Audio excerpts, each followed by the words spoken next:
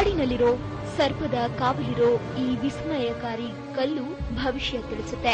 ಕೆಲಸ ಆಗುತ್ತೆ ಅಂದ್ರೆ ಕಲ್ಲು ಮೇಲೇಳುತ್ತೆ.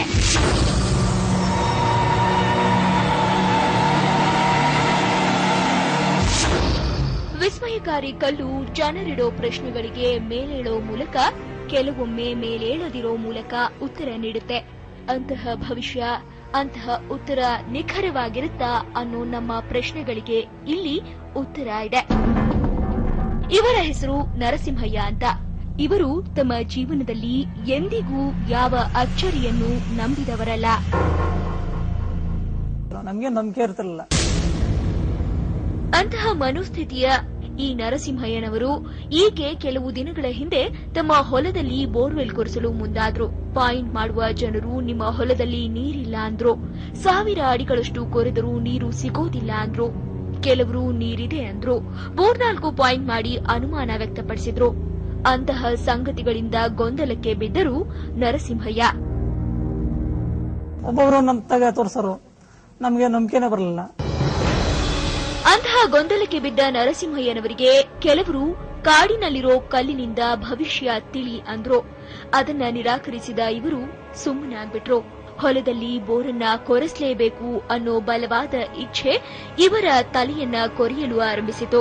ಅಂತಹ ಇಚ್ಛೆಯೊಂದಿಗೆ ಇವರು ಭವಿಷ್ಯವನ್ನ ತಿಳಿಯಲು ಕೊನೆಗೂ ಕಾಡಿನಲ್ಲಿರೋ ಆ ಕಲ್ಲಿನ ಬಳಿಗೆ ಹೋದ್ರು.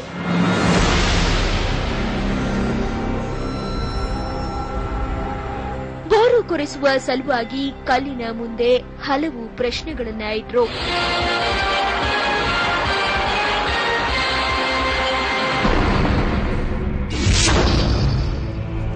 ಇವರು ಹೊಲದಲ್ಲಿನ ಒಂದು ಸ್ಥಳವನ್ನ ಮನಸ್ಸಲ್ಲಿ ಇರಿಸಿಕೊಂಡು ಕೇಳಿದಂತಹ ಮೊದಲ ಪ್ರಶ್ನೆ, ತಮ್ಮ ಹೊಲದಲ್ಲಿನ ಆ ಸ್ಥಳದಲ್ಲಿ ನೀರು ಸಿಗುವ ಹಾಗಿದ್ರೆ ಮೇಲೇಳು ಅನ್ನುವುದು. ಅದಕ್ಕೆ ವಿಸ್ಮಯಕಾರಿ ಕಲ್ಲು ಮೇಲೇಳಲು ಆರಂಭಿಸಿತು.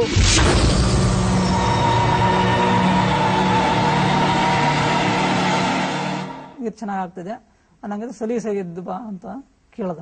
ಸಲೀಸಾಗಿದ್ದು ಹೇಳ್ತು. ಹಾಗೆ ಕಲ್ಲು ಮೇಲೆದ್ದ ನಂತರ ಖುಷಿಗೊಂಡ ಇವರು ಮತ್ತೊಂದು ಪ್ರಶ್ನೆಯನ್ನ ಇಟ್ರು. ಆ ಪ್ರಶ್ನೆಗೆ ಎಷ್ಟು ಅಡಿ ಕೊರೆಸಬೇಕು, ಮೊದಲಿಗೆ 100 ಅಡಿಗೆ ನೀರು ಸಿಗುತ್ತಾ ಅನ್ನೋದು.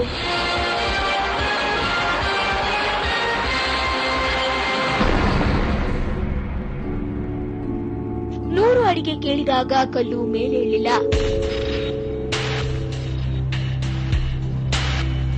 ಅದೇ ರೀತಿ 200, 300, 500 ಅಂದ್ರು. ಕಲ್ಲು ಮೇಲೇಳಲೇ ಇಲ್ಲ. 600 ಎಂದ್ರು, ಏಳಲಿಲ್ಲ. 650 ಅಂದ್ರು. ಕಲ್ಲು ಮೇಲೇಳಲು ಆರಂಭಿಸಿತು.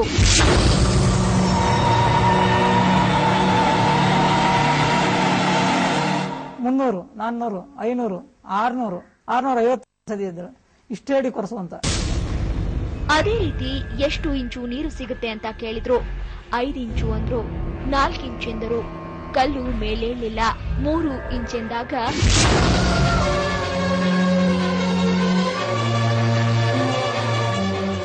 ಕನ್ಫರ್ಮ್ 3 ಇಂಚ್ ಗ್ಯಾರಂಟಿ ಸಿಗ್ತಿದೆ ನಂಗಂದ್ರೆ ಮತ್ತೆ ಎದ್ದೇಳು ಅಂದೆ.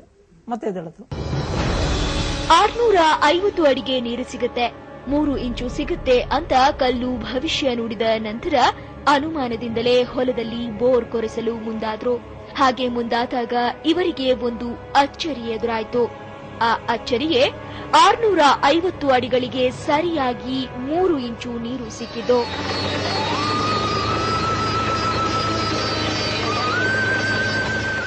ಆ 650ಕ್ಕೆ ನಾನು ಕ್ಲೋಸ್ ಮಾಡಿದ್ದೀನಿ. 3 ಇಂಚು ನೀರಿದೆ. ಇವರ ಹೆಸರು ಬಸವರಾಜ್ ಅಂತ. ಇವರ ಚಿಕ್ಕಪ್ಪನವರು ಹೊಲದಲ್ಲಿ ಬೋರ್ ಕೊರೆಸಬೇಕು ಅಂತ ಇವರ ಬಳಿ ಹೇಳಿದಾಗ ಇವರು ಕಾಡಿನಲ್ಲಿರೋ ಆ ವಿಸ್ಮಯಕಾರಿ ಕಲ್ಲಿನ ಬಳಿಗೆ ಕರೆದುಕೊಂಡು ಹೋದ್ರು. ನಾನಾ ಪ್ರಶ್ನೆಗಳನ್ನ ಇಟ್ಟ ನಂತರ 600 ಅಡಿಗೆ ನೀರು ಸಿಗುತ್ತೆ ಅಂತ ಕಲ್ಲು ಭವಿಷ್ಯ ತಿಳಿಸಿತು.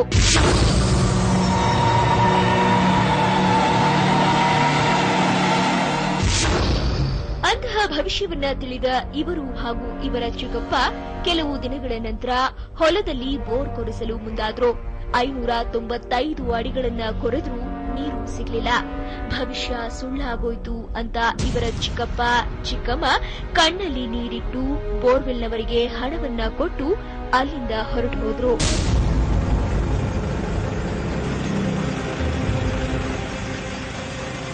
595 ಅಡಿ ಆದ್ರೂ ಆಲಿವಲ್ಲ, ದುಡ್ಡು ಕೊಟ್ಟು ಜಸ್ಟ್ ಹೊರಟೋದ್ರು. 10 ಗಂಟೆ ಇಬ್ರು ಹೊತ್ಕೊಂಡು ಹೋದ್ರು. ಆ ಕಲ್ಲು ತಿಳಿಸಿದಂತಹ ಭವಿಷ್ಯ ಸುಳ್ಳಾಯಿತು. ಲಕ್ಷಾಂತರ ರೂಪಾಯಿ ಹಣ ಹೋಯಿತು ಅಂತ ಕಣ್ಣಲ್ಲಿ ನೀರಿಟ್ಟ ಇವರ ಚಿಕ್ಕಪ್ಪ ಚಿಕ್ಕಮ್ಮ ಮನೆಗೆ ಹೊರಟು ಹೋದ ಕೆಲವೇ ಕ್ಷಣಗಳಲ್ಲಿ ಒಂದು ಅಚ್ಚರಿ ನಡೆಯಿತು. ಆ ಅಚ್ಚರಿಗೆ ಕಲ್ಲು ತಿಳಿಸಿದಂತಹ ಭವಿಷ್ಯ ನಿಜವಾಗಿತ್ತು. 598 ಅಡಿಗಳಿಗೆ ನೀರು ಸಿಗಲು ಆರಂಭಿಸಿದ್ದು, 600 ಅಡಿಗಳಿಗೆ ಯಥೇಚ್ಛವಾಗಿ ನೀರು ಸಿಕ್ಕಿತ್ತು. ಮುಂದೆ ಕೊರೆಯಲು ಸಾಧ್ಯವಾಗದೇ ಇದ್ದಿದ್ದು.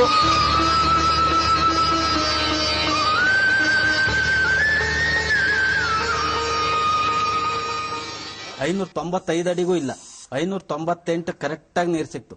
600ಕ್ಕೆ ಪಕ್ಕ ಫುಲ್ ನೀರು. ಅವರು ಒಡೆಯಕ್ ಬೋರ್ ಕೊರೆಯಕ್ ಆಗಲಿಲ್ಲ, ನಿಲ್ಸ್ಬಿಟ್ರು.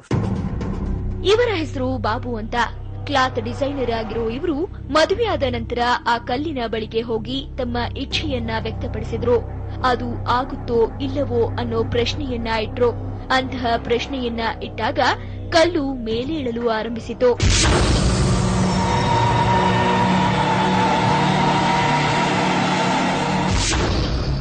ಭವಿಷ್ಯವನ್ನ ತಿಳಿದ ಒಂದೇ ವರ್ಷದಲ್ಲಿ ಆ ಕಲ್ಲು ತಿಳಿಸಿದಂತಹ ಭವಿಷ್ಯ ನಿಜವಾಗಿ ಹೋಯಿತು. ಇವರ ಇಚ್ಛೆಯಂತೆ ಮಗುವಾಯಿತು.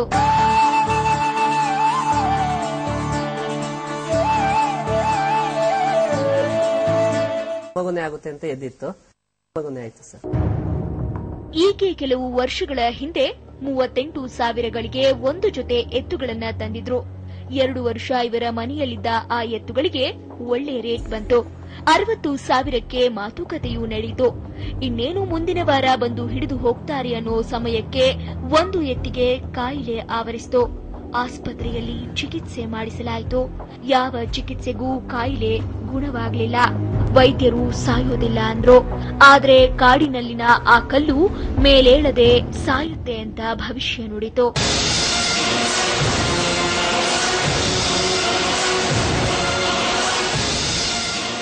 ಎದ್ದೊಳ್ಳೆ ಇಲ್ಲ. ಅಂತಹ ಭವಿಷ್ಯವನ್ನ ಕಲ್ಲು ತಿಳಿಸಿದ 3 ದಿನಕ್ಕೆ ಒಂದು ವಿಚಿತ್ರ ಎದುರಾಯಿತು.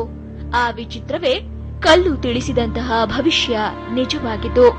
30,000 ಬೆಲೆ ಬಾಳೋ ಎತ್ತು 3 ದಿನದಲ್ಲಿ ಸಾವನ್ನಪ್ಪಿತು.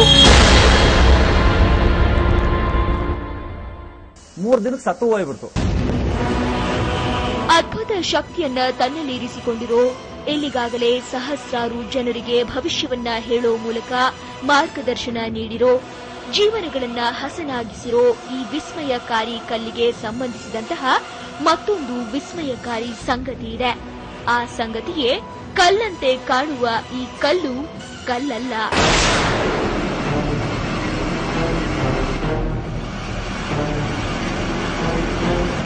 ಕಾಡಿನಲ್ಲಿರೋ ಈ ವಿಸ್ಮಯಕಾರಿ ಕಲ್ಲು ಕಲ್ಲಲ್ಲವಾ?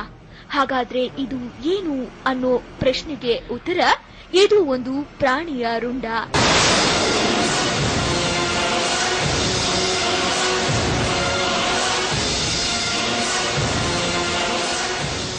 ಮೇಲೇಳುವ ಮೂಲಕ ಭವಿಷ್ಯ ತಿಳಿಸುವ ಆ ಕಲ್ಲು ಕಲ್ಲಲ್ಲವ, ಅದು ಪ್ರಾಣಿಯ ರುಂಡವ. ಹಾಗಾದ್ರೆ ಅದಕ್ಕೆ ಅಂತಹ ಶಕ್ತಿ ಬಂದದ್ದಾದ್ರೂ ಹೇಗೆ ತಿಳಿಯೋಣ ಒಂದು ಸಣ್ಣ ಬ್ರೇಕ್ನ ನಂತರ.